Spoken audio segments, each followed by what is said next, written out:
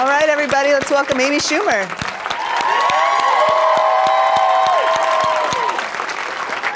Mwah, mwah. Hello. Thank you so much for coming. Is this an exciting crowd? Some of them. You guys, could you just keep it down in the store? Thank you. Hi, guys. Were you just in the neighborhood, or did you come here on purpose, or what? Purpose? On purpose. All right, cool. Hi. Hi. Good to see you again. I wrote my article in the New York Times, if anybody saw it Sunday. Good article, right? I will tell this audience, if you guys promise not to tell anybody, that there was a lot of discussion about how much cleavage to use in the photo. Wow. Yeah. Did you fight for my tits? I think they spoke for themselves. Yes, they did. Yeah. Thank you. Yeah. And what's the other thing that you had to fight for? Oh, you know, the Times, as you guys probably know if you read the paper, Edgy.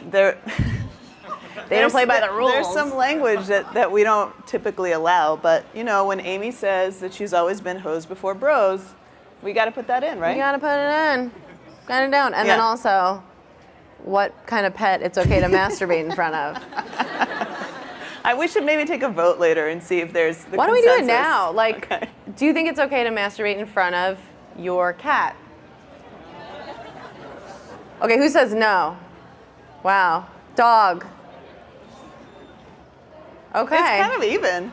This is kind of an uptight crowd, and I don't really know how the rest of this is gonna go. Well, let's start from the beginning. You are getting like straight just a shot of my clitoris. Like, please. No, it's not your fault. It's in your face, and this dress didn't support underwear, so we all do what we have to.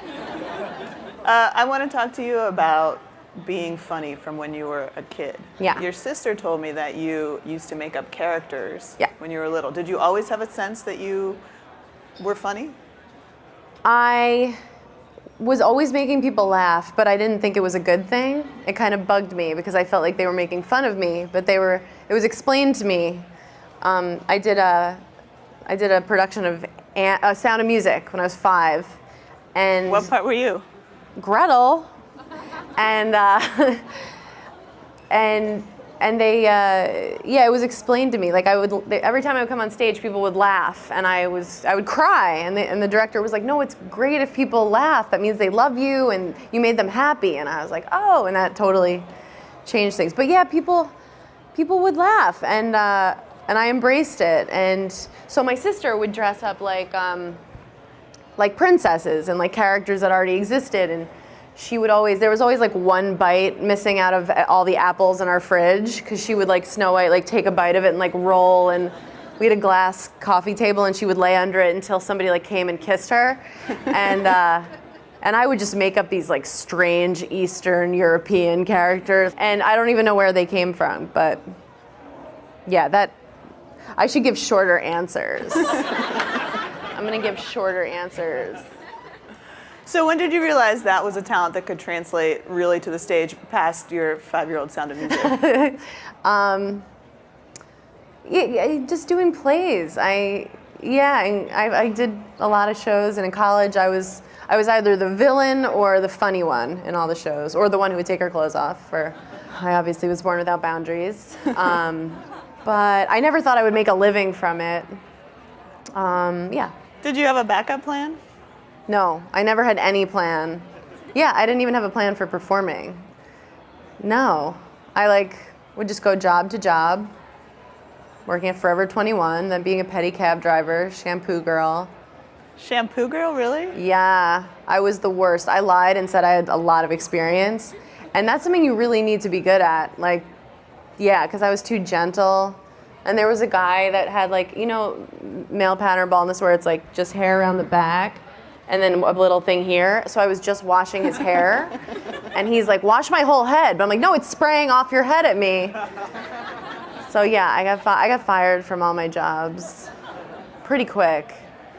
Yeah, I had no backup plan. Yeah, but I mean even now, it's like I don't know what's gonna happen. I really take good care of both my siblings, so that one day I'll be able to kind of Blanche Dubois my way over there, and they'll have to just like Blue Jasmine take care of me. What do you remember? What your first material, when you first went up on stage? What was it like? Why are you doing this to me? It was terrible. It was, the two jokes I remember were, one was about, and just like remember I had curly bangs. Just like for visual, okay? How old are you? I was 23. I know what you're saying, like you should have already known, but I didn't. And I went up and I was like, skywriting. That's stupid, right? It's always fading. If a guy proposed to me that way, I would be like, nah. Like there's no end to this where you're gonna laugh. Like this is 11 years ago, and then about the New York City crosstown bus, I wrote a joke where it was like, just that anytime you feel it like kind of go down when they like let the air out of that front tire, you know somebody atrocious is about to get on, like just like some leg that they have to carry. Look, it was 11 years ago. Nobody write a blog about that's offensive to them from 11 years ago. Thank you. Yeah, I think we can all be glad that you're not doing public My bus mom jokes. takes the bus. Yeah, we're all lucky. Real inside baseball New York joke. But that moment when you're being on stage and maybe it didn't go so well, it still somehow it made you want to do it again and again. Why? Masochism. I seriously, any person who's a comedian is a masochist and delusional. And yeah, and I was definitely those But things. you really think that's true? 100%. If someone's like, okay, so you're gonna do this thing for the next 8 years, and no one's gonna tell you you're good, and you're not gonna be good, and you're gonna have to live on the road in hotel rooms, making very little money. Yeah, and like it'll just be, it's constant rejection. It's not like an audition, it's like every sentence out of your mouth, people are like, no, and you're like, okay, what about this sentence? I'm in a great place right now, but being a stand-up is a hard-ass life, and you think it's gonna be fun. You're like, oh my God, if I can just quit my bartending job. Like everyone just wants to quit their day job for their dream, but then when you get there, you're like, oh, this sucks too. Like I'm no happier now than I was when I was waiting tables. I'm always pretty happy, but I think we're all just always the same amount happy. Again, shorter answers, Amy, shorter answers. Sorry, nobody really talks to me unless they're interviewing me, so I have to get a lot out. Soon I'll be alone in my apartment again. Can I just about that? It's embarrassing now because I get recognized that I really am like myself, so people, and now you're coughing, like I'm so sorry. Do you want some water? You're being a real problem. I wore a dress that was too tight because I'm always like gaining and losing weight. So I went outside my apartment because I can't zip myself and I have no one to ask to zip me.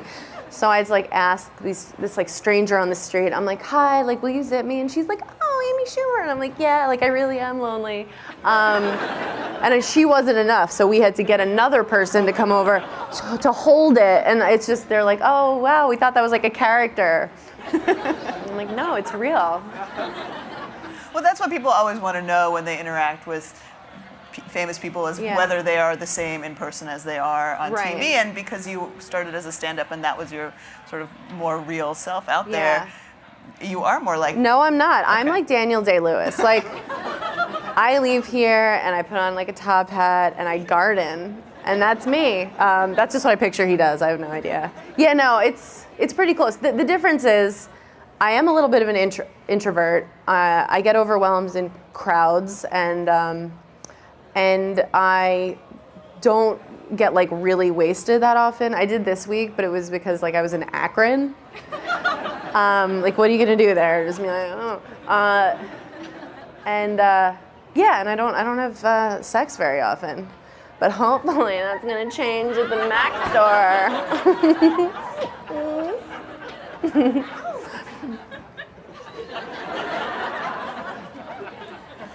Can I just also say, and I don't know, okay, so somebody tried to hack me because they assume I have like lots of naked photos, but like jokes on them because I've never put my face in them and I haven't taken them for like 10 years because of how I'm aging. And so they sent this like detective guy over my house this weekend to like help me secure all my shit. And like they knew him. They were like, no, we're sending this guy over to you, my business manager. And then he got there, and he buzzed. I didn't even brush my teeth. I rolled out of bed, and he was like so hot. And like, wouldn't you give your friend a heads up if you're like, okay, like just know that this guy coming to your house is so hot. You're gonna want to at least brush your teeth and put like just do something. How'd it go? Bad. He was like, I'm sorry, I didn't know Nell lived here. Like, I thought a woman lived here. Like, why is this garbage pail kid answering your door? I think I probably could have swung it if I wanted to. I feel special because one time the cable guy asked me out. Really? But that was also a little creepy because he already knew he where I lived. knows where you live. And like all Can my he tell what you're personal watching? information. I don't know. Yeah. One time I was buying birth control and the pharmacist asked me out. Anyway, what's going on with you guys? Like, what's up with you guys? Sure. Someone came here to like find out how to make a film, and I'm like, here's what's up with my pussy. Meet the filmmaker. Sorry. Well, let's talk about the way that you're handling attention, because to me, as somebody who has met a lot of people who are in your position, not all of them handle it as elegantly and smoothly as you have. I just said pussy 30 seconds ago. Thank you. Yeah, do you have like a support system that you lean on? Are there people that you're going to for advice? My sister's right there, like, I will cut you. Yeah, well, my sister and I are really close. We're together a lot. And she, just reminds me that I'm garbage. And I have no yes men in my life. There's no one that remotely thinks that I should trust myself. And the people I've gone to for advice, I've talked to Chris Rock and Louis C.K. and Louis Anderson. No, I'm just kidding. And Lena. Just not so much about everything, but just when things come up. I have good people who've been in similar situations, I think. But yeah, you think I'm handling it okay? I think so. All right. It's cool. impressive. What do you guys think? You guys? All right. Your sister's like, I don't know. That's rude. Yeah, who knows? But part of that must be having a voice on your show that you can deal with issues as they come up, right? It's more like when you're born physically flawless, that gives you a certain level of confidence. No, I don't. You know what? You're right, because it's like I'm learning all these new things, and I'm like, oh, I can't wait for season 4 to showcase these things, and so it's therapeutic, and yeah, it's good to have a voice. As you're working on the show, are you thinking of jokes that you want to tell or issues that you want to address? How does that work for you? Well, I'll come into the season with a couple things that I really want to address. Or maybe a very specific idea, like 12 Angry Men. And sometimes it's an issue, but more often than not, it's just like an idea that we think is funny. I'll just come in and be like, I think I should pop out of a cake and like overhear my boyfriend saying that he isn't attracted to me anymore, but still have to like pop out of his surprise birthday cake. And there's like little messages throughout, but usually it just starts with a dumb idea. Was that how the movie started too? No. The movie started because I met with Judd, and I kind of came armed with an idea just in case. And we had a good meeting, and he was like, well, if you ever have an idea, the door's open. And I was like, well, I have an idea. I'm big, like, seize the day. I'm a lot like Christian Bale in Newsies. I, for some reason, cannot do an interview without mentioning Newsies. I don't know what it is. But open the gates. And then that idea I wrote, but it was a little broad. But then he was like, well, what's going on with you right now? And and I was falling in love. And so this story was happening. I wasn't enjoying it. I was just scared. And you're like chemically altered, and you're falling in love, and it's not even fun. You just feel sick. You feel like sickened. And you're just scared about what you're going to find out about the other person, or if they'll catch you in a bad light, like in Clueless. Did I stumble into some bad lighting? And so my references are very updated. I'm like at the cutting edge. Another great movie. Remember the ice skating one? Chemistry. But then we made the movie. Next question, no. But yeah, so I wrote scenes. I just scenes in no order, and then Judd and I we would write out the beats, and you see her in the office and talk to her dad, and I wrote a draft pretty quickly, and I think a little over a month. I'm like a psycho. Like I go under and do it. And you were just kind of committed to telling some version of a very personal story. Yeah. Did you want that to be longer? Or you're like, all your other questions have been fucking novels. The War and Peace answer. Is that because it's more fulfilling for you to tell that kind of story, or because it was just happening in the moment for you? I like telling real personal stories, if you can't tell. And it was good to write it when it was happening in the moment, because I was really experiencing it, and I've been in love a couple times, but I didn't remember that that's what it felt like for me. So it was kind of good to be right. But then a lot of them were stories from other times in my life, but yeah, I like it to be based on some truth but I also like to totally daydream and write fake stuff. Did your boyfriend know you were writing a he movie knew. about him? I don't know if he knew I was writing about him or what. That lasted very, very short after I finished writing the movie. Yeah, and then the fairy tale ended. But you got a movie out of it, so... Worth it. Let's watch a little clip. Oh. Maybe we could watch the one with Nikki.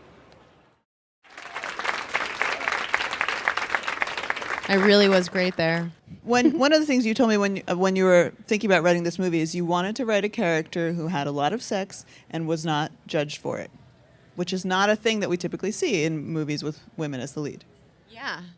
I definitely, I feel like with my stand-up, I've gotten this kind of attention where I'll talk about sex a lot, but just because it's funny, not because I'm having so much of it. Like I always say, and I mean it, like I loved the show Sex and the City, like everyone else.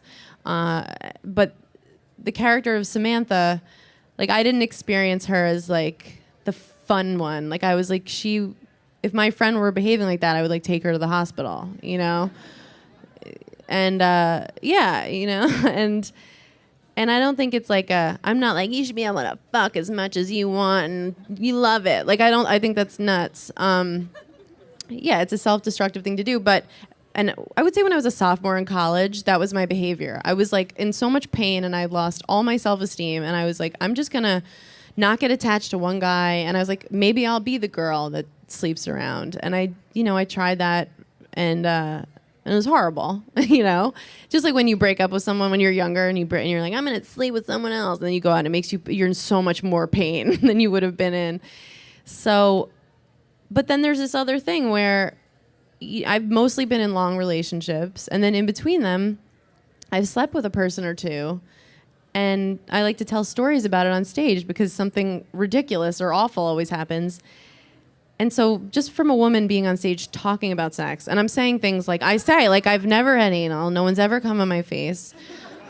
But just saying that's true, but just saying those things, like broaching those subjects, people are just like, oh, she's the sex girl. She's like a whore. I bet she's down to fuck. And it's like, no, I just like want to talk about it. And so I think that I'm really proud of what we were able to do with this movie, because I think you learn a lot about someone rather than just a snap judgment of like, oh, that girl is like slutty.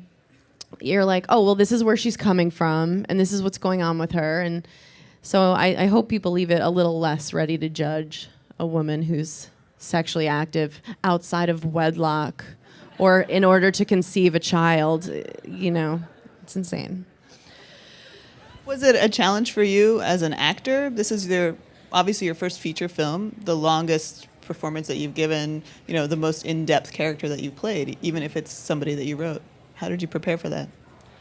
I prepared for it the same way I prepare for any scene on my TV show. I went to a 2-year Meisner program No, I'm dead serious. That's true, guys. I went to college for acting, and then there's a teacher named William Esper in New York, and I studied with Bill for 2 years. And then I was in his master class also. So believe it or not. And we really do try to, I don't know how to write a sketch. Like I know it's a sketch show, but I just write it like scenes. So with the technique that I studied, you're supposed to live truthfully under imaginary circumstances. And so really live it out. And so on the TV show, you know, we love hiring great New York actors because we play it real. We don't, it's not very slapsticky. And so I would just prepare and do my work and then try and let it all go and live it out.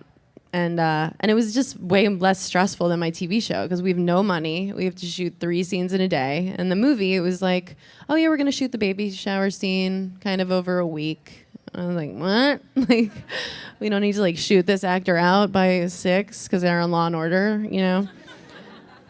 Yeah. But you also had your first sex scenes, which was a challenge. I wish these were my first sex scenes. Did you guys watch the show Delocated? John Glazer's show. It was on Adult Swim. My first sex scene was with Eugene Merman, and he was supposed to be losing his virginity to me. We were supposed to be wasted. And at the same time he's having his first orgasm, he finds out that his dad died. So he's kind of like scream crying and drooling and coming. And I'm under him. And it was the kind of thing where at first, like, it was like I was really trying to make him comfortable because he was shy. I was like, oh my God, like, don't worry and whatever. And then I was like, oh, he's comfortable. And then and I was like walking down the stairs at the end of the shoot day and I was like, oh, my acting teacher told us like some days you'd just be playing the girl who gets fucked. And then when I went to the premiere party for the episode, I had been fully cut out. Like you could tell that somebody was getting like rammed, but you couldn't tell that it was me. I was like, no, they're like, oh yeah, Adult Swim. Like we weren't allowed to show that. I'm like, did you maybe think about not shooting that? Like maybe a body pillow would have been cool. So, but the sex scenes in the movie were easier than that. Most of them. You did a lot of prep work, you told me, for the movie. Like that sounds like I like fucked a lot. No, that's not where I was going with that. Okay. But, no, but you studied up on surgery for Bill Hader's character. Yeah. But you cast LeBron James. Is it true that you wrote a part for him because you didn't know any other basketball players? No, I don't know any other basketball. Like now I do because Amari Stoudemire is also in the movie. My friend used to date David Lee, so I know that name's a basketball. But no, I mean, do you know other basketball players? Have you seen LeBron play ever? Never, except in the movie. He plays in a scene in the movie. I have never seen him play basketball, but I heard he's good. He's good. He's the best, by the way. He's hilarious. We did a screening, like a premiere in Akron, which is why I got like blacked out. And he's just the sweetest. He's like a little boy. Like I turned around, he's like laughing at the movie and he's just kind of watching it. And I was like, you're so cute. Do you guys want to see another clip or do you want to? Yeah, like what's the vibe? All right. Does anybody want to sing? Let's watch the other clip.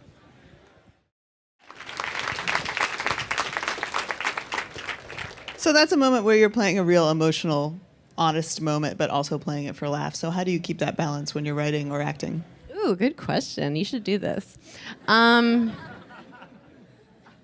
in living it out, like, there's nothing that makes me personally feel more vulnerable than having a person that I'm attracted to and interested in front of me telling me they like me. Because feeling deserving of love has been a definite obstacle that I was going through while I was writing this movie. I go through it all the time. And so there's another scene where he says that he read some of my stuff. And, you know, like, if somebody's like, oh, I read your, like, you're just like, can I just become a puddle on the floor? Like, it's just, I was feeling really vulnerable in that scene. And especially, like, I went into that scene just thinking, I'm going to tell him it's over, and he'll be like, okay, cool. So he just really threw me off my course. Yeah, it was fun to be surprised by someone. You know, that's rare. Yeah. I think people might be surprised to hear you talk about vulnerability because you have so much confidence on stage and in the way that you deal with the public. But that's maybe one of the things that drives you to deal with that. Yeah. Well, you guys aren't going to tell anybody, right? Like, everybody in here is going to be cool about it. It's just a different thing. With stand-up, you have to be really strong and commanding, and you're telling the audience your thoughts. If I went up there and I was like, "You guys, like, do I look gross?" Like, just, it's a different thing. But with acting, you gotta. But still, in my stand-up, I think I've become more vulnerable. But you need to keep a certain level of authority. I'm going to go to one of our social media questions. Chris Cabaniles, I think I'm pronouncing that right, Restif Bard says, Amy, where do you find the courage to be so damned funny? Just ignorance and... Yeah, I don't know. I think something's wrong with me. I've always been an asshole, right, Kim? Yeah. Thank you for your question. All right, what about, let's see. Oh, this is a good one. The Duchess SF asks, what are your best maneuvers to run out on a bad date? Go to the bathroom, run through the kitchen, anything else? Okay, well, like this wasn't a date, but one time this guy wound up being uncircumcised. And like, no offense, you guys, but like I had never dealt with that before, and he did not give me a heads up. So, no care? Oh, no pun intended. Thank you. I thought my publicist was yelling at me, but she was punching up my joke. Thanks, Care. So I just like saw it, and it wasn't well kempt. And I was like, you know what? I just realized I'm not over my ex-boyfriend. Like, I just made up an excuse. And actually, the shirt that I'm wearing in the first scene in the movie, it's kind of a complicated shirt to get back on. And that night I had kind of a complicated shirt on. And so I'm laughing, like, because I can't get my fucking shirt on.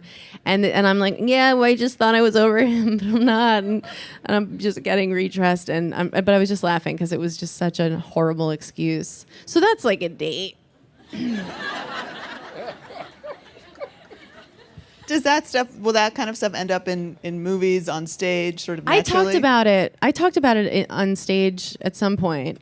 Yeah, I hope he didn't see it. He was French, so maybe he didn't see it. I guess they don't do that there, but I'm a Long Island Jew. Like, everybody's at a bris where I'm from. Hi, guys. Single. Well, let's talking about some of these cultural differences and issues. It's gotten you in some hot water recently. What do you mean? I'm just kidding. Yeah. Were you expecting that kind of reaction at some point? Yeah. Well, you and I talked about it before that happened, like a month ago. I've gotten very famous lately, you guys. Like, it's very weird. It's very new. And when that happens, you're kind of treated like a politician. Like, little Ariana Grande is like publicly apologizing for like eating a donut. I didn't read about it, but it's just like all of a sudden, like, where do you stand on capital punishment? You're like, what? Like, I have a lower back tattoo. Get out of here. But so when I started out, I was telling jokes like that were racist, and I was really good at writing them, but against everybody. It's like everybody got some, and part of my thing was to play like a really kind of irreverent idiot, and that was my character. Like, I was a character on stage the whole time. Now I talk like myself a lot more. In my hour special, I was starting to be more of myself, but I still had some jokes in there.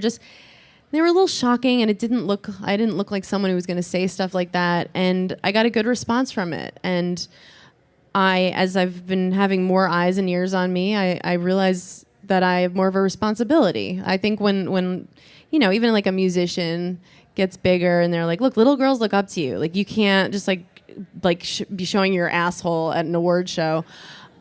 I think... And they're like, no, it's not my fault. They look up to me. I'm like, okay, people are listening to me, and my words might hold weight for some people. So I'm not gonna do that stuff anymore. So I haven't done jokes like that for a couple years. I mean, if I think of a great one, I'm gonna say it to my friends. But I don't regret any joke I've ever told. I don't apologize for my jokes. They got me where I am today, and it was all very worth it.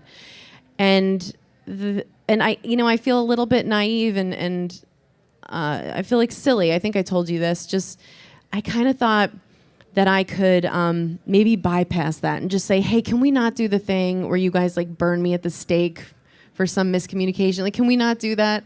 I'm a comic. Don't make me. And they were like, no, this is how we do it. It's kind of like, it's like with photographers, like with paparazzi. You're like, wait, can we have a different system where you don't scream at me, and like I'll just look in everyone's lens and it'll be cool, but it's like, no, we have a way we do it, and you're gonna have to do it this way. And so I just feel like it's par for the course, and I was not surprised about that stuff, and I'm just gonna do my best with it. And I learned from my friends who are successful comics and actors not to answer back, not to address it. And I wish I could, because I love communicating. I love having an open door. And if someone asks me a question or they're offended by a joke, I like to say, well, what was it? And let's talk about it. But yeah, it's just been explained to me that you can't answer. So that's like a sad new thing. But that said, while that you have this attention on you and this kind of platform, you are using it because you want to talk about things that matter to you. And one of those things is kind of progressive and feminist ideas, right? Yeah. Oh, definitely. Yeah, so I'm just going to try to use it for good. But if nobody's going to be perfect, and it's like if I'm doing 90 minutes of jokes and everything's funny and you're laughing, and then I say one that hits a little too close to home for you, of course you have a right to be offended by that one thing. You can feel however you want. But like, what about the rest of the time? And is that fair to say, well, I don't like you now? Like, if you don't like one song, do you stop listening to that musician? There's just more pressure on comics now. But I'm just going to try to keep doing what I've been doing always, and saying stuff that I think is funny, and just more and more. It's about injustice and things that I feel like are unfair. I also have just dumb jokes still, like just stupid shit. But I'm handling it the best I can. And if some arbitrary fact, something happens and I wind up having to take a fall for it, I feel like it's totally out of my hands. This could have brought it down or whatever. We're about to go into the audience Q&A, so there's still time. Well, then let's burn all the bridges I have left. I think there are some folks with mics that will help you out if you want to raise your hands. Hi, Amy. Hello. I saw your screening of the movie a few months back when you did it here, and you helped me with pickup lines last time. Oh, cool. Yeah. So I love terrible movies, not that Trainwreck is one. Do you have like a favorite, like... No, Trainwreck's good. Trainwreck's good. Do you have like a favorite like bad sci-fi original type movie? And if you could like make one of your own, or if you could be the monster in one, like what would you be? Thank you for picturing me as the monster in a sci-fi movie. Ooh, I loved Species. I remember seeing that with my brother, and Natasha Henstridge was so hot. Like, it didn't matter how stupid, horrible the plot was.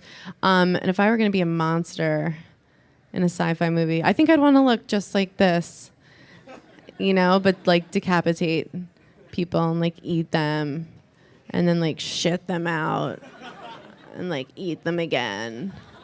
That's mine. Hi, Amy. Hi. I want to know what you personally think differentiates a successful working comedian and actor from the one who's not working as much or less successful. Okay. I think the non-working actor is still plagued with hope that they'll be happy once they get work and that their parents will be proud of them. Whereas the working actor is a little less happy because their hope is gone.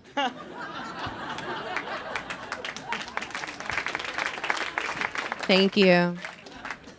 Hi, Amy, back here. Hi. Hey, first, I just have to say, you are such a tremendous talent, and I am incredibly grateful that I have access to your material. I hope that you stick around for a really long time. Thank you so much. Yeah, and so my question is, so I imagine in the last 3 years, as you said, you've gotten more and more famous. There have been more people in your life, agents, publicists, writers, people giving you a lot of advice. This is how you have to be. These are the things that you should or shouldn't do as a celebrity. What are some things that you have really had to push back against? Well, honestly, what I've learned is not to listen to anyone. For real. Yeah, the people advising me are great. And other than my publicist, like, no bullshit. She knows what's up. She let me fall in front of Kanye and Kim. Like, she's cool. But, you know, a lot of people told me to host the Daily Show. A lot of people have told me to do a lot of different things. I've just said, no, I don't want to be the funny friend in a shitty mood. Like, I'm going to wait. And so I haven't listened. I never listened to my teachers that I didn't respect. And yeah, so it's really been, anytime I haven't followed my instincts, I've been burned. So I've really learned to listen to myself more. Except in Akron. Next. One right in the front here to the left. Oh, okay. I thought you were doing it with my friend. We got to take his question because we have a lot of like air to clear. Hi, Amy. Hi. Can you read us the funniest text you've received recently? Oh, do you have my phone? The funniest text I've received. Yeah, would you grab my phone? That'll be fun. Let's take a question from this guy while we look. Can I interject a what's funny up? text that you sent when we met? It was the day that Colin Quinn's book was released. Amy's good friend and co-star in the movie. He plays her dad, and he has a memoir out now, right? Yes, it's like called The Coloring Book. Everybody get it. Yeah. And Amy, when I came up to talk to her, showed me a picture of her sister's dog taking a shit on the cover of Colin's book. And then she was like, the reviews are in Colin's book. And then she sent that picture to Colin, and I saw that he talked about it on Fallon. It's real. If you saw it, you saw that clip. It's He a real really did dump that. that's on his stupid book. Oh, okay. Well, this is a text that I just sent. So I had an hour off before coming here, so we went to the zoo, and there's my brother. We just started watching the show Black Mirror. Did you guys see the first? Okay, so I don't think it's a spoiler that in the first. Can I just tell you guys like what happens? Okay, don't listen if you don't want to hear. But so the first episode, the prime minister, there's a girl, the princess, the Duchess has been kidnapped, and the only way that they'll give her back and not kill her is if the prime minister fucks a pig on television. You guys have to watch Black Mirror. And so my brother was like, you know, it'd be funny if you guys did a remake, if you like did a parody of it next season, but like you were the pig. And my brother, who I'm very close to, and so anyway, I sent him a picture of me with the pig at the zoo. Like, do you want to fuck this? Like, yeah. Hold on, let me just check my text really quick. Nobody.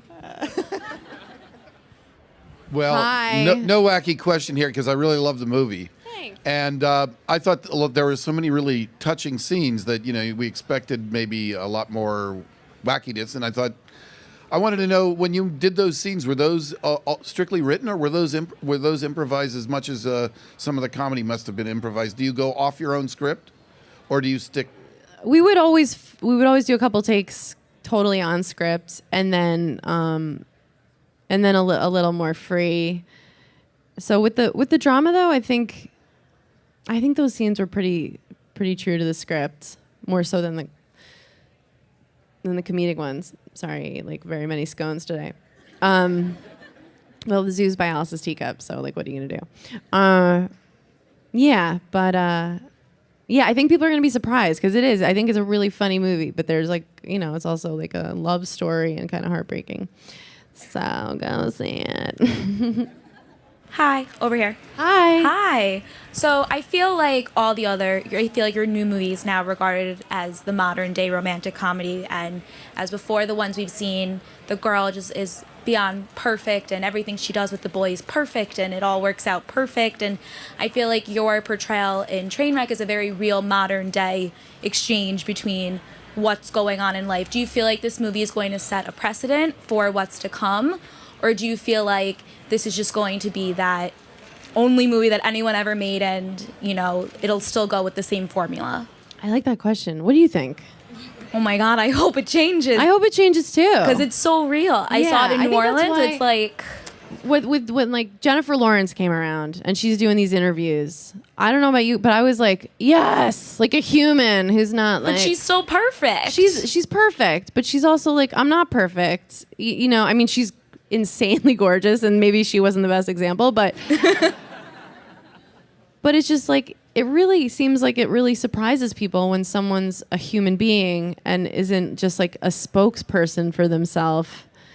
I've also been blessed with not having a boss for a long time, so I don't have anybody managing me and telling me like, don't say that stuff. I hope so. Feels like people are responding to more and more honesty. And I don't know, but we also live here, so maybe in like Tulsa, they're just like, we just want models falling in love. So I don't know. I hope so, though. Me too. Yeah. Hey, girl. What's up, girl? You know, just the usual. So I have a question. So when you're working on some new material and you think to yourself, okay, like this is a little edgy, like, you know, how do you decide whether it's overstepping the line or whether you think like, this can fly? Like who's around you? Is it your people or is it your instinct? It's straight up my sister. Okay. Because if everyone's like, no, and she's like, yeah, I'll do it. Yeah, it's in terms of if it's like, this is too inappropriate and it's a mistake, I listen to her. Yeah. But if she says, do it, and then I'll try it out in front of crowds, but the crowd's laughter is gospel. So, you know. So it's like a mixture of like your sister and your instinct and then the reaction you get from the audience. Yeah. And I flip a coin. No, I'm just Yeah. kidding. Yeah. Yeah, that's it. She's been wrong and I've gotten in trouble. So I need a new system. Thanks. Hey. Hey. So earlier you mentioned having issues in the past with self-esteem and that kind of stuff. In the past? Or whatever, like as of yesterday. And I'm just wondering, like, what happened in your life or what transitioned to make you just this badass, confident chick? Thanks, girl. Yeah, what happened? Did something happen? It's a mixture of not caring anymore. You know, you just really realize, when you realize that everyone hates themselves, everyone worthwhile hates themselves. I don't have any friends that are like, I just wake up and I'm like, thanks. Yeah, it's just like understanding that we're all having a tough time and that there's just ups and downs. And I think, you know, I also think, because the first time I was on television was in 2007, and I was doing Last Comic Standing, and Facebook just became a thing, and people were really chiming in on whether or not they would have sex with me. Just, and it was around then that it was like, oh, feelings hurt, feeling okay, feelings hurt, and it was like, who's right? And I was like, they're both right. Some people, you're totally gonna be their thing. And they'll be like, oh my God, you're a fucking goddess. And then other people are like, you're vile. And I cannot believe anyone's ever been inside you. And yeah, and it's just like, they're both right. And it just doesn't matter. And it feels so good to fucking be yourself. And to cut all the people out of your life that don't let you be yourself. Just being around people who, thank you, just my publicist. Yeah, just being around the people who make you feel good. And Do you think it has something to do with being in your 30s also? Just getting older? A little 30s. I'm psyched for 40s because, yeah, like as things are starting to drop and like there are new parts of you, yeah, you're like, oh, it's out of my hands. And I'm not doing surgery or anything, so it's like, fuck it. Yeah, little 30s. Yeah. And also realizing like that the guy, for me, like the guy who wants to be with the perfect girl, like that it's not a possibility, you know? So it's like, or whatever they consider. So it's like, this is how it's gonna be. Like, I don't wanna be hungry. I don't wanna feel bad. Like, I really did. I ate several scones today, and the right person will think that's really great.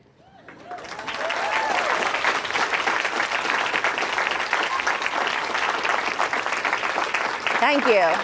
Thank you, guys. I think we'll go with just one last question. Since you seem so busy, people are wondering, what do you do with your time off?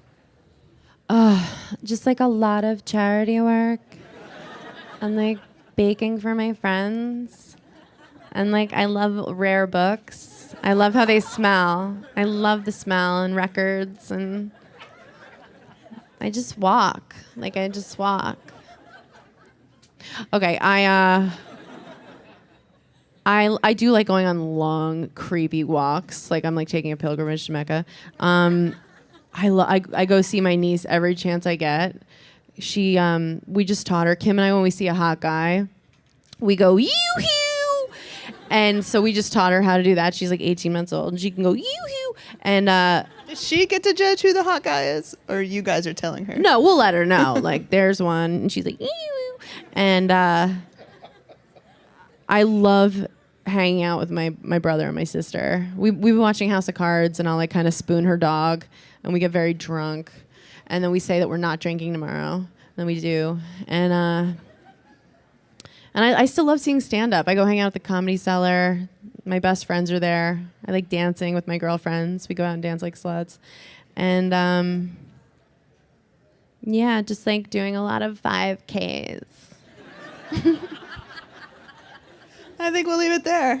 Thank you so guys. much. Thanks so much for coming. Thank you for coming.